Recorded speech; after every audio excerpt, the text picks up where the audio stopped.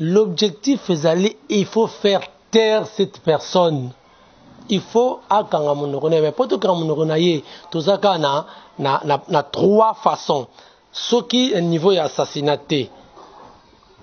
au niveau de poison. So ba rato na niveau de poison, ba okeno na niveau ya justice, c'est-à-dire ba clouer yo mda, ba selio, ba montelo yo, ba kangi yo, ba néantir yo bien fandi mda 20 ans de prison, 8 ans, c'est-à-dire ba bomi yo penza, comprendre.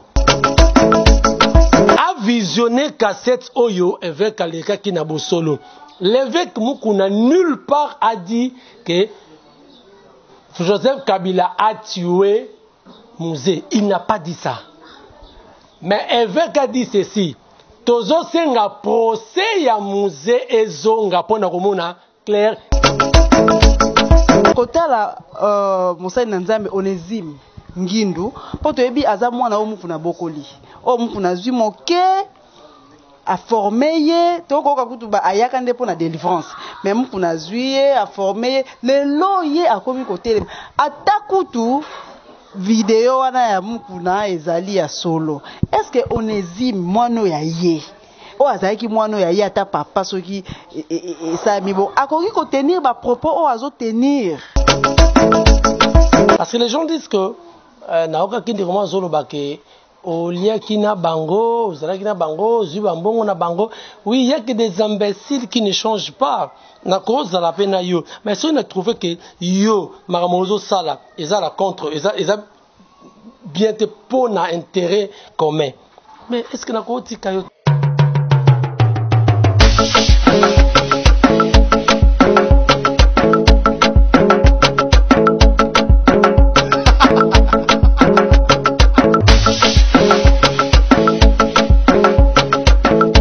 Motombango Njogombango, tous à la recherche du pain quotidien. Abonnez-vous surtout à Étoile Info TV. Je suis là pour vous servir avec honneur. Abonnez-vous massivement pour que vous ayez information parce que il y a place d'information sûre et réelle les alliés. Sans esprit zéro, banaïsta mouchet naningabino mingi po binonde talara rabino. Voilà. Donc tout ça confinement to bossa na ba principe te hein. Kokosolaka na système aboye kosokola maboko masque kaka ndenge ezalaka mayebiso tosali yango te menga fe na oyanga voilà toyebi ke mboka etambolaka na politique so politique eza mwa mbinga en tout cas ekosala ke makambo etambola te yango totie liste non na politique toyeba ndenge makambo ezobanda tozali awa tokolobela quelques points procédure ya premier procès il y a Vital Kamerhe, tout ça l'évaluation nango et puis dossier il y a un grand pasteur il y a République démocratique du Congo oh il y a Zakuna peine à prison l'évêque Pascal Mukuna et puis confinement dossier Massaro. Donc je suis pas seul sur ce plateau nazala mutabwanya moko na yebi ke bosi boyebi oh soki akoloba boko sentir que non maele tondi wana nazonge pas moi mboka Jimmy Boembe pote Jimmy oh o gagnanga déjà.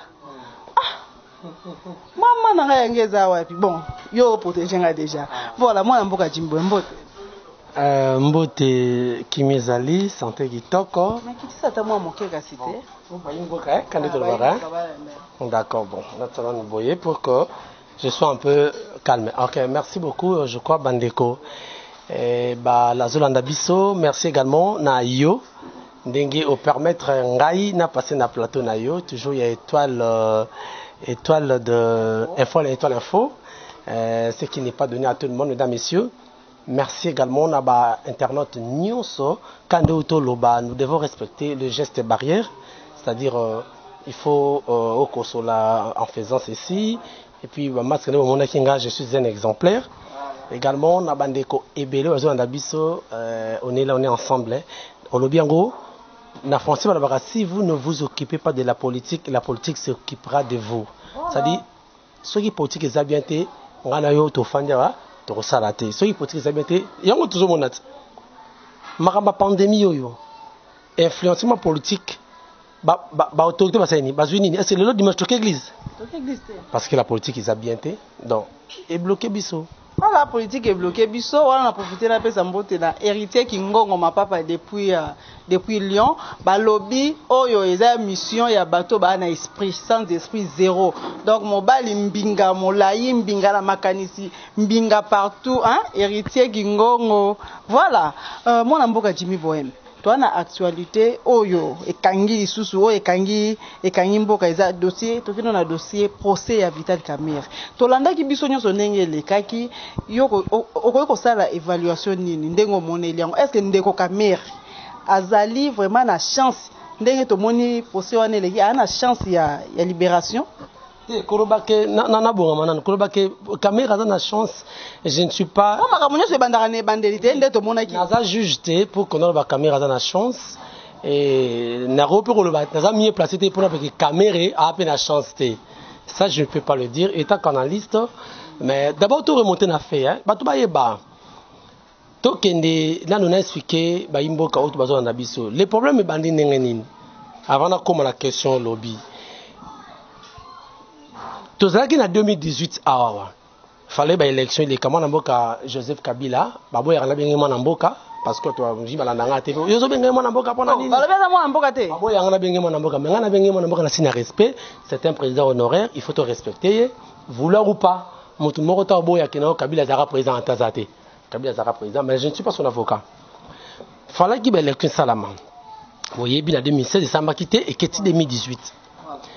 L'opposition est qu'il y a ordre dispersé. Babité, to kende, to yokana, to zo compromis, to bimisa, un leader oyo a représenté bisofa siya Mwanamboka Joseph Kabila, qui était, tu pensais qu'il y a une grosse la candidate, c'est-à-dire Ata Dauphin naïe. Voilà, tu es bien entré que Chadari, hein? Tu es bien entré que Chadari et tout consort. Ils sont allés à Genève, en Suisse. Basangani basali idée les 7 ténors wana bakena Genève basali ki to yibiso nyonso basali plateforme to sobenga Lamuka bangono so bayokana ki na éviter ce qui s'est passé là-bas ceux qui ont été envoûtés je ne sais pas balobi to sala oyo to bimisi to voter pour motomo abima leader na biso ba votaki o boyebi pour ne pas créer de scandale ba votaki o boyebi ba votaki wana pour à représenter 48 heures après base c'est lobby. Il semblerait que base est lobby. Il faut qu'on régner contre la bango. Pardon, résilier contre la bango. Oyo bazala kinango bango nyoso parce que babimisa nani moko. Bandeko. Bakei bakitaki Kinshasa te. Ils sont allés faire une autre négociation na Nairobi. Basali na Nairobi, bakutani, basali au babengi cap pour le changement. C'est-à-dire le cap, le cash. O ezali na Mwanamboka Vital Kamerhe na Mwanamboka Félix Antoine Tshisekedi Tshilombo. Ne ba pesa kiango kombo Fachivit. Tomelaki biso no vitamine wana Fachivit. Fatimisi. Fachivit. Fachi Vital Kamerhe baye battre campagne pas boyebi bakei basali baye ko se rendre compte que ba gagner magistrature suprême. Sikoyo, qu'est-ce qui s'est passé? Superficiellement na ba kon ba basala ki na Nairobi, ils se sont entendus, ils se sont dit que yo soki ngana zui yo Kamerhe okozala premier ministre. Deal na bango na niveau ya Nairobi. OK? Mais quand ils sont venus et bazui siko magistrature suprême, mais se rendre compte que ils ont perdu la majorité parlementaire. Or, quand vous perdez la majorité parlementaire, que dit la loi? Le Zolbaki Premier ministre a kobima la majorité parlementaire. Parce que la majorité parlementaire, ils pas banane. Ils ont qui renflé la FCC. Or, qui dit FCC? L'autorité morale, c'est Joseph Kabila. Ça dit, maintenant, l'accord signé na Kamerhe, qui est le Premier ministre, est caduc. Parce que vous êtes en face d'une réalité. Réalité, c'est que vous pouvez diriger sans que Ozala, la majorité était. Aux obligés, ça n'est ni coalition. Demandez à ça qui coalition, cache FCC. Il n'avait pas de choix. Même Martin Fayoulou, ce qui pouvoir, et que, à la majorité parlementaire, ça le miracle était, ça vous devez retenir. Il toujours ça la coalition. Parce qu'au Lingate, on risquer tout ce que tu dis et on ose bloquer dans le Parlement. Alors, par exemple, ça dit, il faut toujours il faut quoi? Sa coalition. Coalition. Les batailles de coalition. Bien si le Premier ministre levé la vision fatiguée, levé Ilunkamba. On a bien que Lyon fatigué, vient ça pour faire la main, tout le monde est à Poso. Oh! Donc, Poso, quand on est. Viens Ilunkamba, professeur, c'est notre professeur Lunikin, viens fatigué déjà. Maintenant, Bako Linga Sikoyoke, faut gouverner Bima. Ça a pris le temps, tout le monde le sait. Même diaspora. Les lobbies. 7 mois. Alors, dans 7 mois, nous avons eu pouvoir à Ofandaka. La raison pour laquelle le président de la République, Félix Antoine Tshisekedi Tshilombo, a initié, bien sûr, avec son équipe, son cabinet, a initié un programme d'urgence il y a 100 jours. Le programme Ezalaki officiellement lancé, c'était à la place échangère le 2 mars. Après 38 jours, il y a passation à pouvoir le 24 janvier 2019. Passation entre le président sortant, Joseph Kabila, et le président entrant, Félix. C'était après 38 jours, on est dans la place de l'échangère. Le président de la République a fait un lancement officiel, il y a un programme d'urgence il y a 100 jours. Maman. Papa. Programme wana comme ezalaki et là qu'il faut superviser en gros. Ndébiso tuyebelaki jusqu'à preuve du contraire tuyebelaki mon amboka Vital Kamerhe qui devait coordonner tous ces travaux. Mais il y a quelle honte quelle honte. On est allé, tu peux imaginer le délai donné pour Nabakambo, Wana, Basot, Mouton et tout consort, dépassé. Donc, quand ça a Makasi. Mais à notre grande surprise, jour il y a inauguration à Saute Mouton, Autobien, on va Saute Vache. Il y a pompage. Nous sommes allés. Moi, j'étais là. Donc, on est avant, batté, tapis rouge. Soit c'est tapis rouge, on s'en est. Tous les officiels, il y a OVD Bataki Wana. Et OVD. Même les notables Angalima étaient là. L'autorité municipale était là. Donc, la chaîne Minen Mboka. La grande chaîne qui devait retransmettre l'événement était là. Yaya. Quelle anarchie! À quelques heures pour la manifester Banda, Tomonika Basoda ya Moura. La garde républicaine, hein? Zongi na ba jeep. Bakomo kende. Ce que petit to mituni. Ceux qui basodo bakomo kende, c'est-à-dire il y a un problème. C'est quoi? Si bachaki tapi rejoindre, bayebaki bazwaki programme à mon condité hein. Nde tomotoyo koyoka, ngana moni un ami a poussé je crois ministre il y a l'un des conseillers à la présidence. Azomata. Ngatuni ndego, ote président koya lisusuté, balobi il paraît, Missal et Silibienté. Ah, maman. Des ordres. Quelle anarchie. Et puis, tout le monde, quelques minutes, cortège, il y avait qu'à. C'est-à-dire, il y avait tel caméra, il y avait tel cabinet, il y a des jeeps, à Kiti, Basona, ça veut dire quoi? Parce que le président devait inaugurer des sites. Site, il y a Régie des eaux, sera Silici, parce qu'il y a Régie des eaux, Soukamir Kuna, sera Site, je crois, à inauguré centre de traitement, il y a Maï, sera Silici, il devait se rendre maintenant à pompage pour inaugurer ce mouton. Et à partir de là, il y a Régie des eaux, mais il sait que vous n'allez pas, souhaiter, parce que s'il bien été président, tu vois, niveau, il y a des ordres. Niveau Makambouana.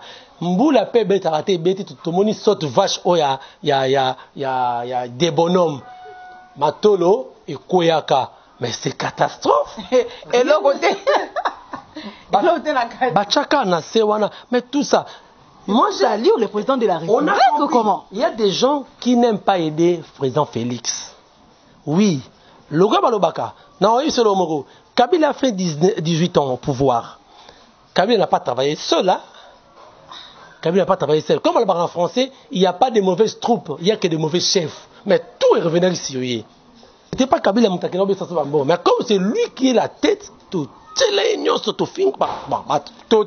Bafinga ye, Baloba n'importe quoi pour la Kabila. Mais Kabila n'était pas au four au moulin. Hein? Mais, alors, le lot pays. Tiré vers les bas. Kabila à son époque, à l'Obaka, je n'ai pas 15 personnes avec moi. Et Yango Tozongina Félix. Félix est allé chercher une expertise étrangère. Azu Nabiso Oyo, vieux Azaki, consultant, il y a plus de. Dans matière, il y a corruption, on a RDC. Oyo, vieux Akeremuna, Camerounais, on a. Félix a joué à Tchena, Tetia, Nini, na commission, on a pas lutter contre la prévention et la corruption. Vous comprenez? Alors, moi, je me dis, mais pourquoi Makambo Nyo se Salama? Parce que ces gens n'aiment pas aider le président Félix pour réussir na quinquennat. Je ne suis pas son avocat. Ok? Dans avocat n'a été.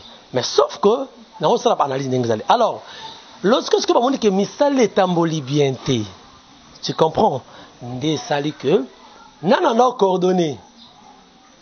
Selon, avant, tu dis que c'est mon avocat Vital Kamerhe qui coordonnait tous les travaux. Nemoni, Batindi a invitation.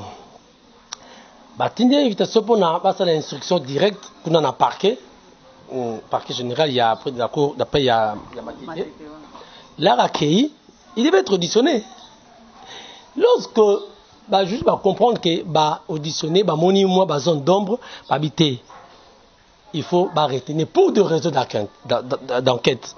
Retenir, ça dit, mappa qui est, bon, on dit mapper, dans le sens que, comme parquet, ils ont la prison té au Rochayo, na cachoté, ok simbisona prison makala. Pour au Longwa oya ozo samba. Ne ba benga mapé, ça dit map veut dire mandat d'arrêt provisoire. À comprendre? Ne ba benga qui est ba sali instruction directe. Ba auditionner, ba trouver qu'il y a des zones d'ombre, alors ils doivent maintenant mener des enquêtes de moni. Ça va, Simba qui Vital Kamerhe battait en prison. C'était le 6 avril. Vous comprenez? Maintenant, tu vois comment on a la première sortie médiatique. Avant cela, avocat déjà à Vital disait quoi? Voilà, il faut la médiatique. Et là, on a Moutounio sur place avec qui m'a mais papa Vital. Mais non, c'est constitutionnel. Les audiences sont toujours publiques. Mais si elles sont publiques, mais pas nécessairement médiatisées. Mais il y a ce qu'on a qui médiatisé. C'est-à-dire, les cas retransmis dans la chaîne, les médias nationaux, dans les médias internationaux. Dans le cas qui peut chaîne, il fallait qu'il retransmette, on va appeler ça qui accord. Bon, bisous de babi, si 4 chaînes et accès, plus certaines. Mais tout comme sur le terrain, déranger biso, kanga, caméra, tout, boy, même RFI Kotakate, même France 24, parce que j'ai un vieux Oazaka, un Azara correspondant, il y a France, il y a Afrique 24. Viens en je crois Jean-Marie. Toko Tate, côté Kaka, RTNC, de à retransmettre ma caméra en direct. Moi je pensais qu'il y a un procès Oyo, il y a l'apocalypse, c'est-à-dire la fin du monde. La fin du monde. Oh, il y a des bandes de Jimmy, hein, Moussous Bakantou, chez bon mamie. Mon amboka Vital Kamerhe a Sengaki, la médiatisation, il y a procès na Liboso. Moi je m'attendais à l'apocalypse. Malheureusement, et là on te relevé dans nous, la zone ce qu'on a, c'est ça qui moi juste rappelle, mais la zone ce qu'on a moutuna na yoma kasi, et ça que analyse ni la première procès. Évaluation, voilà. D'abord ce que moi je peux relever dans le départ, dans le procès à Liboso, je dis ça devant la caméra. Vital Kamerhe avait une sorte d'arrogance. Il y avait une sorte d'arrogance, il y avait orgueil, parce qu'il se croyait toujours direct à cabinet. il a même commencé. T'as apporté même ma correction et pas il y a un président juge pour lui dire que non, il avait de l'orgueil, Moko Boye, tout ça parce qu'il agit comme un homme d'État, comme un homme Oyo Azali, directeur Yakab, c'est-à-dire ils ont engagé présidence de la République. La raison pour laquelle 2 jours après Moni, le président a nommé Venabiso, vieux désiré. Mais à moment il y a pas procès. Non, c'est après. Après procès. Après des vieux président économique Aïe. C'est après procès parce que lui, il avait agi devant là-bas comme étant engagé présidence. Mais bah révoquer qui monsieur Vital Kamerhe et moi Namboka, ils avant un mois tout de Vital a sali na prison poste qui vite, c'est-à-dire il s'est considéré comme directeur du cabinet kaka. Bakanga tant que directeur, il engageait toujours la présidence. Alors ba qui na bandaki. Ma bandaki déjà que non, on doit être étant qu'intellectuel, je dois agir en homme d'État. C'est-à-dire au senti mutu, à banque déjà président juge, à sa banque c'est déjà pour lui montrer que moi je suis intellectuel, je suis directeur de cabinet. Attention, c'est-à-dire moi j'interprète ça en passé, hein. Il a dit ça, mais sa façon de dire, j'analyse un peu Ndenge a pensé, c'est-à-dire quand il dit déjà je suis un intellectuel, je dois agir en homme d'État, c'est-à-dire lui voulait dire quoi? Que attention, hein, moi je suis directeur de cabinet du président, hein. Voilà, donc Vital Kamerhe moi Mboka bossa na liberté na eza na maboko abatwa. Donc à quel moment pour banque déjà nan. Et puis même un fou du monde, un fou, j'ai dit un fou. Même le pays le plus industrialisé, le plus développé, les États-Unis, voilà. Comment le directeur à cabinet, il y a Trump, oyebi ba agent te travailler par il y a tout ce kabani niko. On peut essayer évoluer. Il y a tout ce kaboy. On se la baronne ndenge ba poser moi Mboka Vital a quoi gagner na yepé. S'il a des arguments, à quoi gagner? S'il a des preuves, à quoi gagner na à quoi bimanaye.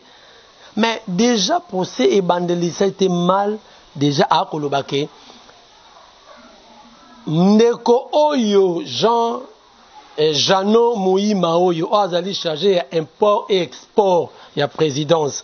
Nayebi était c'est aujourd'hui que je l'ai vu. Vous comprenez? Nayebi était c'est aujourd'hui que je l'ai vu. Ce que tu nié. Oh, bon yo mutu pote tu n'as Jano. Babi yo au Kenya na Dar es Salaam pour l'habiter. C'est la hiérarchie n'emte pour Nakingai. Mais on dirait Jano a reconnu que Vital Kamerhe. T'as un niveau de contradiction. Déjà, puisque le procès c'est un mauvais départ. N'habiter ça pourra changer. Nazan Zambité, Naza paye justice, mais toujours le bakaka. Batuni mais c'est Jano Moïma. Yo Kendaki pour Ozwa, Biloko na Dar es Salaam, on t'avait remis combien? 1 500 000 $ et tout comme ça. Fallait que retire Biloko na Dar es Salaam et ya Batuni Sikoyo. Kolobate on m'avait remis. Qui t'avait remis? Abi c'est la hiérarchie. La hiérarchie c'est que Abi c'est mon chef direct, c'est-à-dire directeur à cabinet. C'est-à-dire à reconnaître que c'est mon vieux, c'est mon yo muto solo na ndenge bozana ndako na papa, ce que papa atika mora likola mesa yo ya bimi dans amona kayote yo sala ra nyoso. Sans au moins na mutango. Et puis bambonga minene bongo ozo oyikaka na administration oh ouais combo pas mission bonga bimi yakei yo signé kaka. Non, qu'on ne trompe pas. Donc c'est ça. Il y a une sorte de contradiction. Jamal Wana Samir, sujet libanais aussi. Mais quand lui dit que Nayebi Kamerhe était, mais na interview moko na otiko landaye, alekaka na RTNT ba logement préfabriqué oyo et attends qui va site au falaise la ba Matadi, ba Kisangani et tout comme ça ba non qui va le ba kiwana. Mais il parlait en français parce qu'il a réclamé que Bassambissé Kaka na arabe. Parce que ceux qui admettent na kata ça la parce que Mouto a encore interprété arabe bien azate. S'il savait que fallait comparaître Aïbi Kaibi français bien té, Aïbi lingala té, mais il devait préparer un interprète. C'est ça. Au préalable, avant déjà, il fallait préparer un interprète. Mais pourquoi il l'a pas fait? Ça c'est une façon d'embrouiller la justice.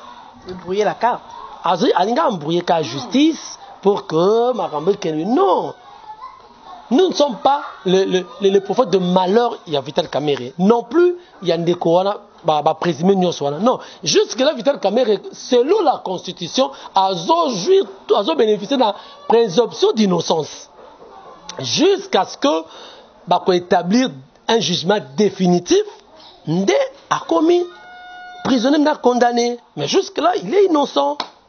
C'est présumé innocent. Ça moi na mboka Jimmy Boembe mais to utai ko yoka mikolo leki Masaro akimi akatisi mais ba uti ko kanga Masaro to yoka pe azaki pe libana mboka te ndenge zaki Masaro azaki ka na Congo. Masaro Lukaka ezalaka jour ba pesa ka invitation falaki akende ko répondre kuna na parquet et jour et la nuit to kiro Masaro akimi. C'est là ba tout. Et Salamaki va le dire à Kate Braza. Mais la mituna dit que ce qui est réellement Kate Braza.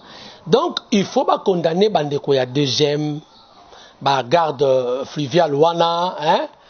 Ni président de la République a déjà a décrété qui état d'urgence sanitaire, coupa qui frontière lacustre fluviale terrestre, aérienne, tout ça, toutes ces frontières. Ezaki au Kangama. Parce que comment un certain Masaro qui a pu traverser Brazzaville. Donc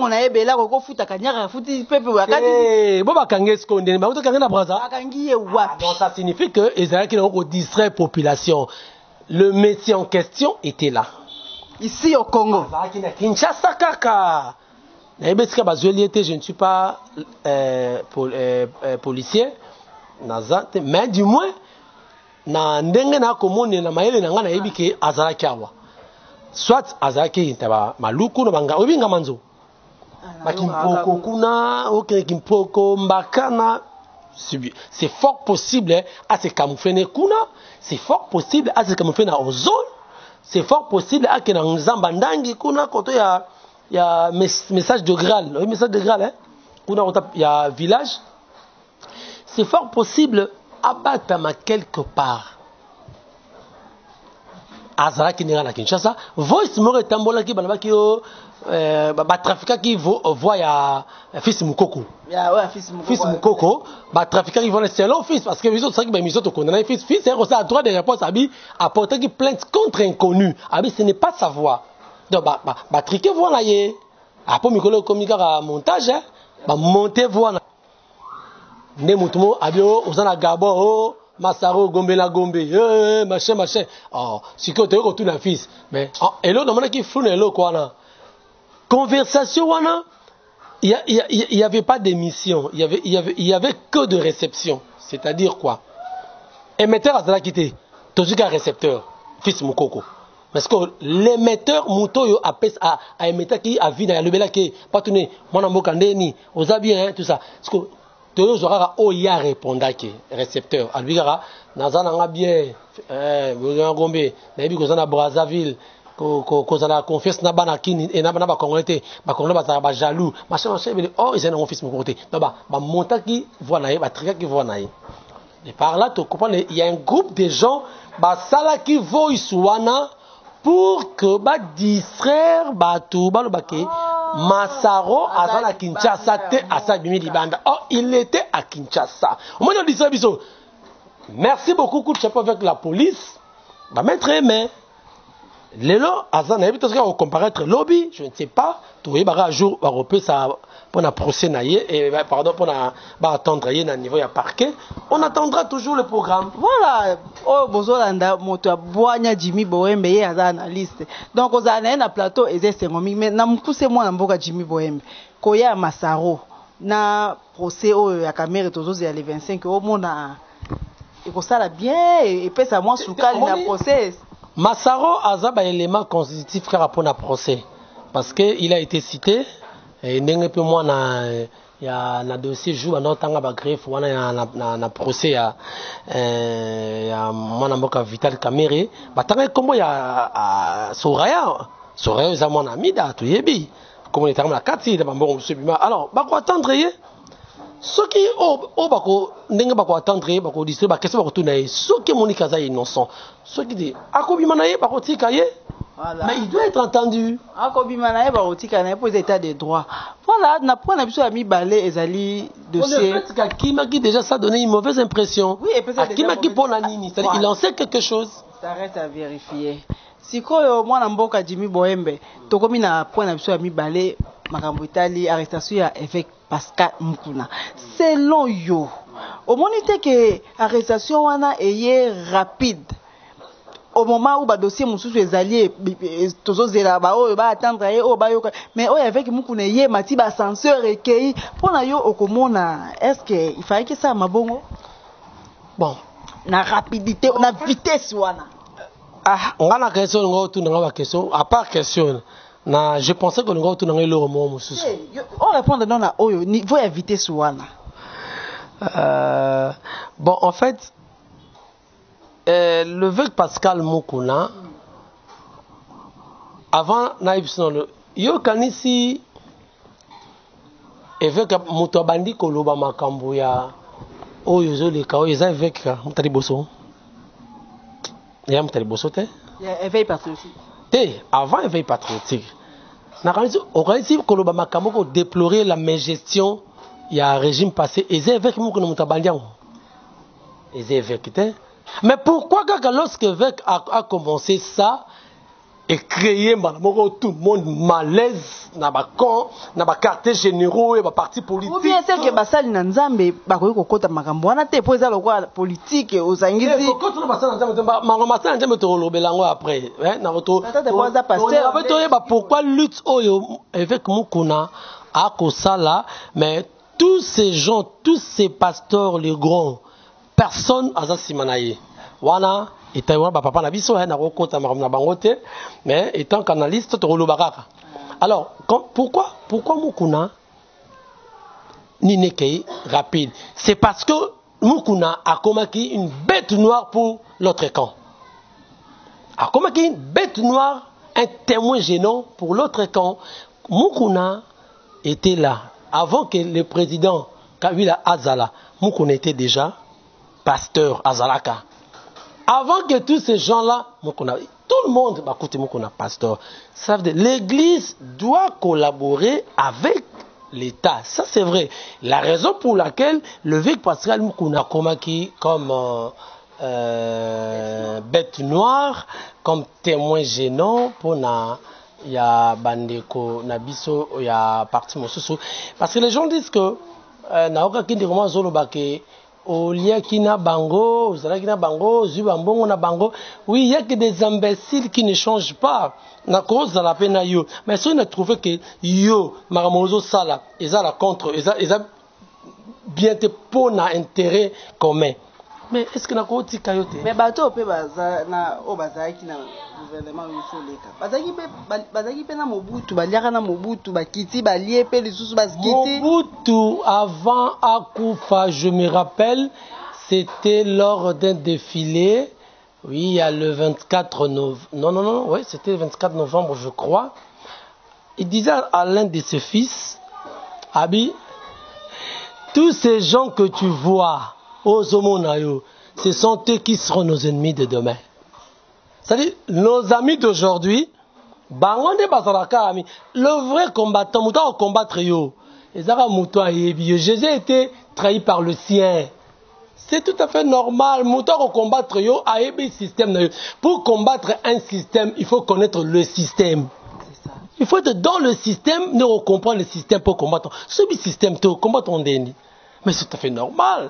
On a début que l'évêque Mukuna, il était pasteur avant que Kabila vienne. Il demeure toujours pasteur. Kabila Longwe, Félix est venu, c'est-à-dire Amoni, toutes ces générations. Oh yeah, c'est tout à fait normal.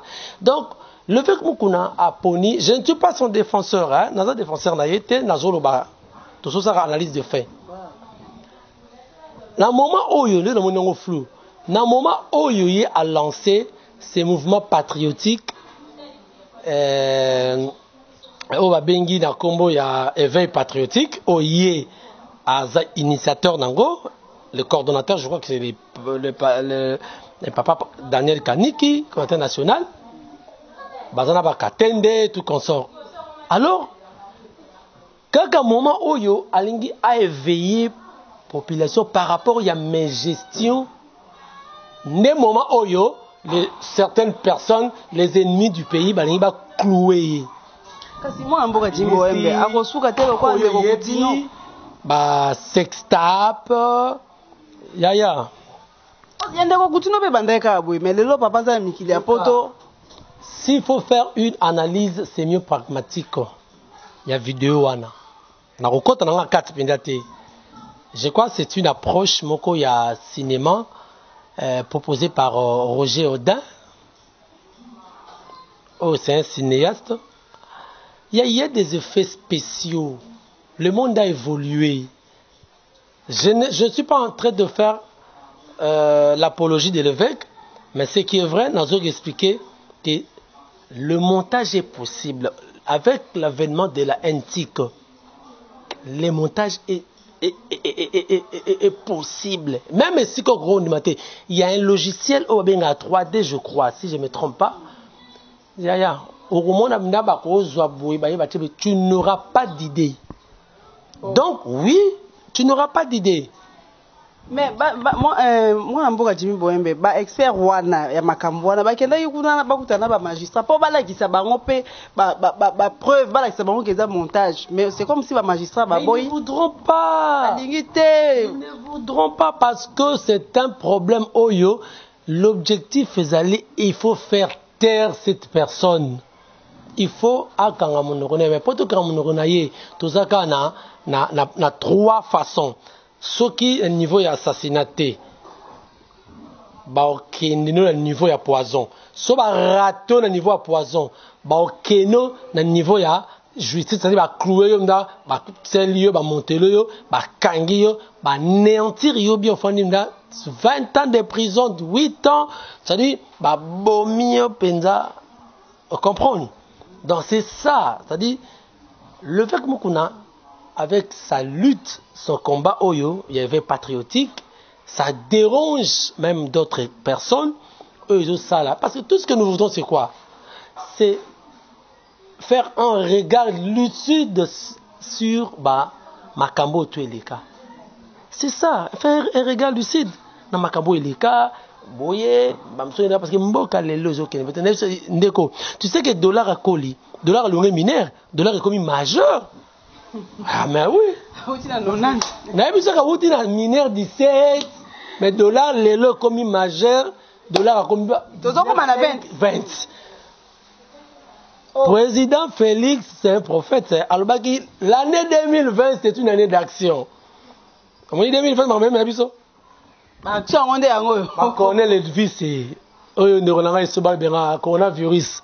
Connaît le virus et yawo maramba sextape année d'action yango yo. Donc je ne comprends pas. Donc oya sous confinement na biso ke non. Mais moi mboka Jimmy Boembe toyoki lisusu information ebimi et ana bato bakota ki kuna et pas mukuna ba ke osala examen. Yo anticipé kaka. J'étais en train de dire que lorsque ba réussir yote bani ba faire terio ba ke neto moni ba ke créer et loko yo moni le fait que Mukuna a été invité le mercredi, c'était le mercredi, ba invité na niveau ya palais de justice kuna na accueilli. Comme c'était une instruction directe, accueilli. Et il est arrivé, je crois, à 12h, 11h, 12h. Mais la plaignante, ou bien comme Ernine, la plaignante est arrivée au niveau, il y a pas de justice, 17h moins, hein, 17h, juste pareil. Oh, il y a solo, Anna. Mais quelle audace! Toi, analyser. Qu'est-ce qui a fait que il y ait audience faisait seulement il y a bimi 17h. Pendant toutes ces heures où Azalaki ont été Wapi. Donc Azalaki quelque part dans une instruction. Dans notre instruction, il y a Azalaki banani. Azalaki peut-être na monter coup pour ni ba clouer kaka. D'ailleurs bima babandini tout ça n'est présent juge lui non ça va, il y a aucun été fois là alala qui na ju na parquet et il devait répondre le procès à 10h, il y a jeudi. Mais à notre grande surprise, vers 7 heures, Namoula, nous avons vu passer avec Mukuna, cheminer vers prison Makala. Mais Moutouka, on a prison. C'est ça qui peut qu'on a place avec Osamba. Déjà vers 16 heures, un cas suspect de Jézaki Nini. Mouvement suspect de que pendant que bandi procès, bandi confrontation, que tout le monde audition, Moutouka ya nini, ya prison, et qu'on circulait côté Bimi. C'est un mouvement suspect. Déjà, entre nous, on se disait, mais Moutouka Oyo et pendant suspect. C'est là on avait compris que mauvais jet. On avait une chaîne Moko ya Congo ya Bounene, déjà information. L'être commis vers 18 heures. Nayoki na otanga komba chaîne mais c'est une radio réputée na Mboka Oyo. Radio na epesi flash info. Et lobby boye. Le président de l'éveil patriotique, l'éveil Pascal Mukuna, va passer sa première nuit à la prison centrale de Makala. Bien, ce dernier donné peu d'informations na Ingola Sake. Fuite. Parce que vu crédibilité à chaîne Wana, les gens ont cru. Mais c'était pas vrai, c'était une fausse information. Non, tout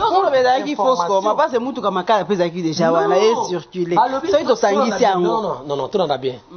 Vous confirmez, vous affirmez que le frère Pascal Mukuna va passer sa première nuit à la prison centrale de Makala. On va confirmer. Pendant que Mukuna était toujours dans le parquet. Si à la ligne à parquet. Bon, on a invité ce cas-là qui n'a Amigo, ce cas-là qui n'a Mutuka, ça je ne sais pas. Mais du moins, à la ligne à Nin. Parce qu'on a une information, on va le baquer qui a passé nuit à Nin. Nawana, qu'est-ce qui est vrai? Bon, c'est une fausse information. Des mots qu'on a étalés. À côté, jeudi, vendredi, le samedi hier, il semblerait, j'utilise bien les conditionnels, il semblerait que une équipe Moko et Yaki dans la prison pour que un médecin na Mutumoro Bayaki au Batini Bango basala mukuna examen. Équipe wana pour bakuta na mukuna na prison. Ça devait être là basala examen. Le vieux Pascal Mukuna a refusé à Boui. Examen, ana corona ya malaria to eni. Tomi Tuni.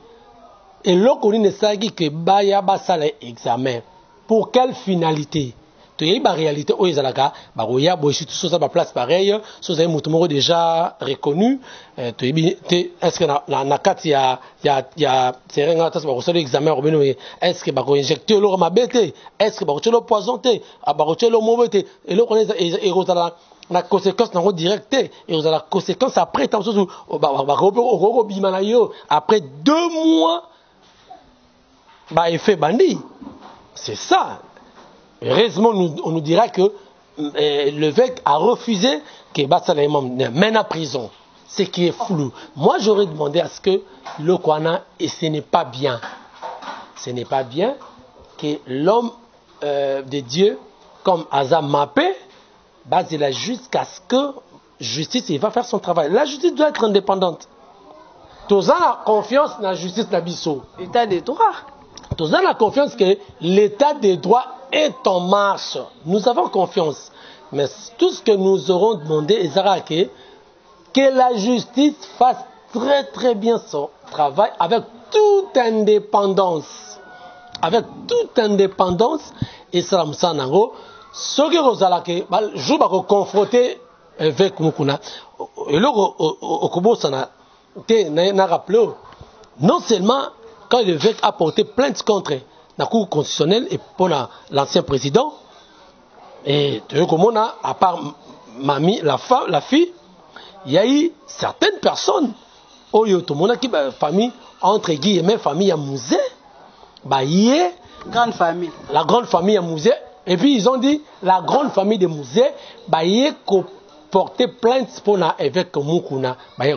Yaya, Natangi, discours ya Tantini wana, ce qui tente de causer ko chango nous sommes venus porter plainte contre l'évêque Pascal Mukuna parce qu'il va nous montrer qui a tué Mosé Laurent Désiré Kabila. Mais à visionner cassette Oyo évêque Kaleka Kinabosolo, l'évêque Mukuna nulle part a dit que Joseph Kabila a tué Mosé. Il n'a pas dit ça.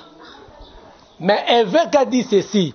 Tozo senga procès ya Mosé et zonga pona komona clair. Qui a tué Mosé? Donc, quelque part, na évêque, na la grande famille, on va le vivre en famille, baza idée moko. Grande famille va fundi Mukuna, monsieur Mukuna, na lire na dire na bango na TV, ba lobi ke ba eko funda Mukuna alakisa bango moto abon lokola ya lobi ke ayebi moto abomaki Kabila Mosé alakisa bango. Ah, Mukuna pas lobaki nde baza na besoin ya procès. Mukuna n'a pas dit que Kabila et Félix, Joseph Kabila a tué Mosé. Il n'a pas dit ça. Il n'a pas non plus dit que Ayebi Moutaboma qui est non. Mais ce que lui réclame, c'est quoi? Procès wana ezonga. Procès à Mosé, Basambisa, Baedi Kapen. Vous comprenez? Parce qu'à travers procès wana nde, Bako Yeba Nani Azali, auteur et assassinat ya Mosé. Il faut faire la différence. Il faut éclairer. Il faut y aller. Mukuna n'a pas dit ça. Ce que lui n'a pas dit, ce qui va juger, non, va visionner cassette wana. Et dans mon lecteur qui ont visionné va visionner cassette wana. Mukuna n'a pas accusé directement Kabila, Joseph. Non. Mukuna a réclamé retour ya procès. Où en sommes-nous avec ces procès ya Mosé? Bao bako mona ke bakozala inculpé wana, ça va. Mais du moins lui n'a pas dit que ayebi mutabumi Mosé. Ce qui est écrit na katia contenu ya plainte ou ya grande famille ya Mosé. Vous conviendrez avec moi que il y a un jour, 2 jours passés, un autre membre de la famille a Mosé et Bimi, et lui n'a même pas reconnu la grande famille qui a fait une déclaration à reconnaître Yangote. Désiré Kabila. Ah, ceux qui Désiré Kabila qui vient de Brazzaville a traversé lui aussi, a la même idée que Ibrahim. Vous comprenez? Ça devient Nakamoko très compliqué. Alors qu'on ne nous embrouille pas. Le peuple congolais longtemps courbé a besoin d'un soulagement. Tu as hymne national. Longtemps courbé et pour les bons, prenons les plus belles élans dans la paix. Vous comprenez? Longtemps courbé, le peuple congolais a besoin d'un soulagement. D'où viendra ce soulagement? C'est avec la paix, avec la bonne gestion du pays. La bonne gestion, quand on bloque, tu peux imaginer les lots, mais un ministre, le président a eu une décision et qu'un ministre boycotte, c'est-à-dire refuse son exécution. Est-ce que c'est normal? Est-ce que c'est bongo? Quand on a émission, président, ceux qui ont une émission, président Félix, ceux qui ont un système, qui distraire, qui ont 2023, président pour rendre compte de la population de bas, Toboyi. La population a première engrais à Mokili, ils ont peuplé.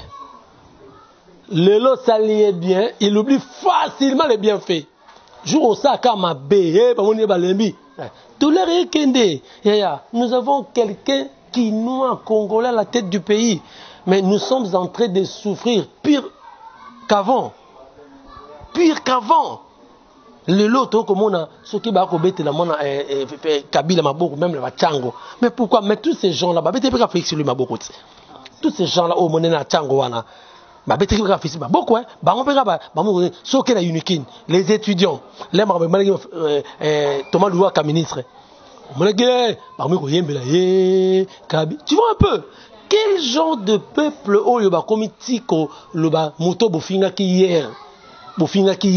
mais les lots. Ah non, nous sommes très compliqués. Tout ça vraiment compliqué. Voilà, n'importe qui bino, moi n'amboka Jimmy Bohembe, moto na boanya. Place boza déjà boza ya kosepe là, hein? Ba papa ya esprit na ba maman ya esprit. a et pas Aminata na Étoile Info TV sans esprit zéro. Donc masolo boy borozongo biso keza awa na Étoile Info TV te. Moi na mboka Jimmy Boyembe. Bon, to komi na pona biso ya suka. Nazongi ne bandeli lobaki ba pasteur bazana sima mukuna te. Wana problème ezate. Mais eloko ya pasi. Kotala Mosali na Nzambe Onésime Ngindu, poto ebi aza mwana o mukuna bokoli. O mukuna zwi moke a formé ye toko kakutu ba ayaka nde pona délivrance. Mais mukuna zwi ye a formé ye le loye akomi kotelema. Atakutu vidéo wana ya mukuna ezali ya solo. Est-ce que Onésime mwano ya ye? O azaki mwano ya ye ata papa soki ça mibo akoki ko tenir ba propos o azo tenir vis-à-vis à mukuna. Bon, en fait, c'est toi qui l'as dit, hein, que Ayaka se pour la délivrance, on a évidemment dans ngote, mais nangana on se le voit comme. Non, mais ça tu as ngoto kendaka kozuka ba information. Na minute yo. Yom tout ça la police. Azalaki mwana ya mukuna, je vous. Avant même nanda kunaye. Merci pour l'information. Na prendre l'information pas na yo, qui a fanda pas na ye, bon, je sais pas. Mais enfant chéri, nazo loba nazo ma chéri, enfant chéri ya mukuna, ezalaki Onésime Ngindu. Soko ko loba ke Onésime afanda pa ya mukuna. Yaya bakrashaka na liboko elesa yo te. Moi liboko elesi yo. Au cachet un jour où vous en avez besoin de ezala. Mutakoma zatin. Mais na aucun moi, tu ne peux pas bâtir ton ministère sur les coins faibles ya batu. Ça ne te fait pas. Papa na yo. Tant que non papa ko douter. Ngana ko zate to yeba ina yo. Ba coin faible na yo ngana ko na bâtir ministère nanga sur ça na ba na ko finga ba coin faible na yo. Yaya, tout homme est faillible. Bon ce qui est pas quoi na makambo yango. Moi je crois que Ndeko Onésime doit avoir le bon sens. Si vraiment vous êtes un homme de Dieu, au terre na yo, oh, bah passer botika kindumba, oh l'homme de 3 points, c'est bien. C'est bien. Qui vous dit que vous êtes saint?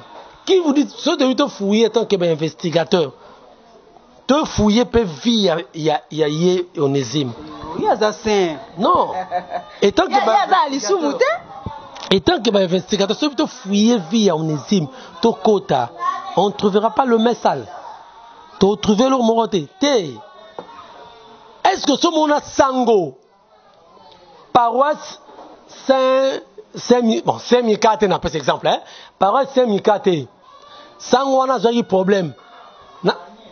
A un problème. Au moni sango ya paroisse Saint-Bitabe. Ayaloba. Paroisse Saint-Mikate, ça ne se fait pas la catholique. Et aussi, aussi au moment pasteur moko il y a SCC, c'est-à-dire il y a Sebeko, bandal 1. Le bandal 2 a un problème. À quel pasteur on a abandonné finga na TV. Ça ne se fait pas. Ça ne se fait que dans l'église de réveil. Mais il y a les dénominateurs communs, c'est Jésus. C'est Dieu qui est le dénominateur commun. Pourquoi disputez-vous? Pourquoi boyez haine? Et puis, Monto a eu problème. Ezalaya solo te. Et tant qu'enfant de Dieu, tant que chrétien, tu ne peux que couvrir son image. C'est ton papa. Le reste, c'est après entre nous. Les linges sales se lavent en famille. Mais tu ne viendras pas étaler ton père qui t'a nourri spirituellement. Bien que le lot commis oyozu bazel, gloire à Dieu, Dieu t'a béni. Quel que soit ta maltraitation, non, Dieu ne te bénira pas. Il faut aux attendre à sens, il y a moto que Mabe et Yé. Mais du moins, c'est mon papa. Le reste, on en parlera après. Mais gardons, tout garder. Ça, c'est la honte, il y a encore du Christ. Non, la honte. Non, pourquoi entre nous? Non. La première des choses, quand ton papa a connaître les locaux, protégeons-les. Protégeons-les, le reste viendra après. C'est après. Tu ne viendras pas na TV insulter, injurier ton papa et tu confirmes. J'ai suivi dans une émission quelque part, il a même confirmé que Esaïe. On va n'a pas ça. Esaïe. Pourquoi? Et pour quelle finalité? Après avoir dit ça, Pour quelle finalité? Moi, je crois que Onésime doit être un vrai prophète.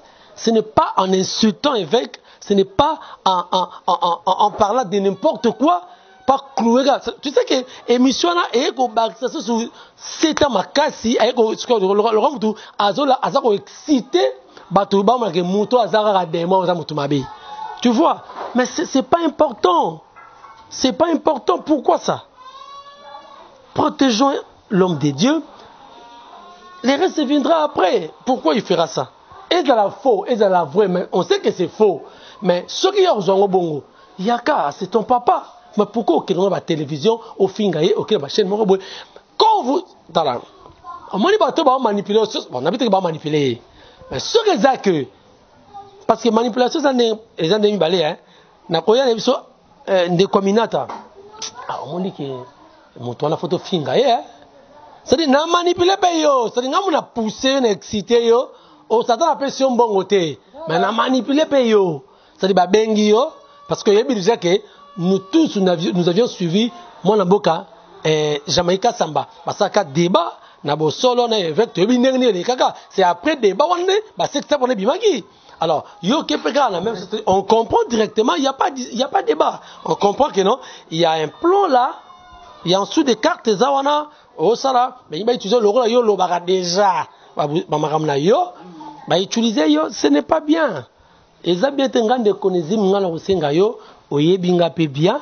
Il y a longtemps, je n'ai aucun problème avec yo, je vous respecte beaucoup, n'est pas responsable de mon aîné aux églises, mais krachaka sur liboko et les sayoté. Krachaka sur liboko et les sayoté. Keba. Nzunga kala, rola belongata. Nguba.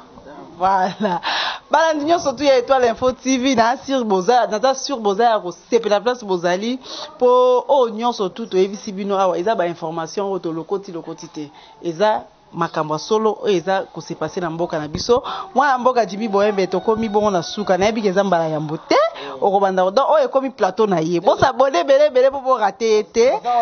Voilà, moi ya suka na mbote na bawe ya yo balanda. Te mbote na nga ya suka pardon, mon nga ya suka ezali peuple congolais longtemps courbé a besoin d'un soulagement. Donc nous devons nous mettre ensemble. Ndenge hymne national nini devise ya Belgique le baka l'union fait la force. Donc nous devons nous tous être ensemble, tous à la une grande force en esprit et en physique bouillé pour que tout bimisa notre pays dans l'auberge, c'est-à-dire la RDC dans l'auberge, on a des difficultés oyo, tous on a besoin qu'ils socialisent à la bien. Alors tout cas, bah distraction, ça sont des distractions. Et puis bah nzambe tout chrétien, quand on a plongé dans un moment où on a distrait, bah y a aucun miso pour rien, aucun église, aucun ça parce que non. Tout ça la distraité, total à Oyo. RDC, na nenga géographie, c'est un scandale géologique à cause de la minerai d'ango. Mais tout ça, la RDC, c'était un scandale des événements malheureux, non. Donc, tout ça, on a besoin, mort la biso, to jouir penza, na scandale géologique, on a, na ba minerai na biso, et rose la paix bien. Tolingi mutakufa te, tolingi makile à la terre, mais tu sais que tolingi merci de m'avoir invité et mon amboka Minata. Je serai là au moment où on aura besoin de moi. Tu répètes à moi, tu es bien mouké, tu rebakisa. Mais le but est que nous qui passons ici, c'est une vérité d'évangile. Non, ça peut être contredit par vous. Yo tozanandaku. Moi je crois que le numéro na yo, bakobenga bakopesa ba suggestion na bango pour la bonne marche. Et franchement, merci de maman Elonga. Maman Elonga, maman de nous tous, hein, maman Elonga, merci.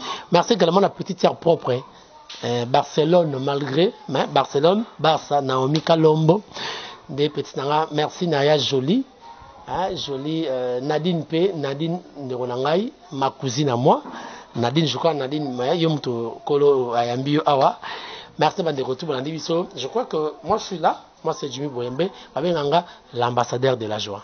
Voilà l'ambassadeur de la joie. Merci beaucoup Naba Oyo surtout Balinga Raminata la professionnelle. Merci Nenok Badi Banga, mon pasteur depuis Brazzaville, José Torito depuis Paris. Des gros bisous à toi. Pourquoi pas Chali Katokolo. En tout cas, Nazo Sepela, héritier Kingongo, ma papa depuis Lyon, pour na amoureux Laksanga. Bon s'abonner et belé. J'ai fait des gros bisous.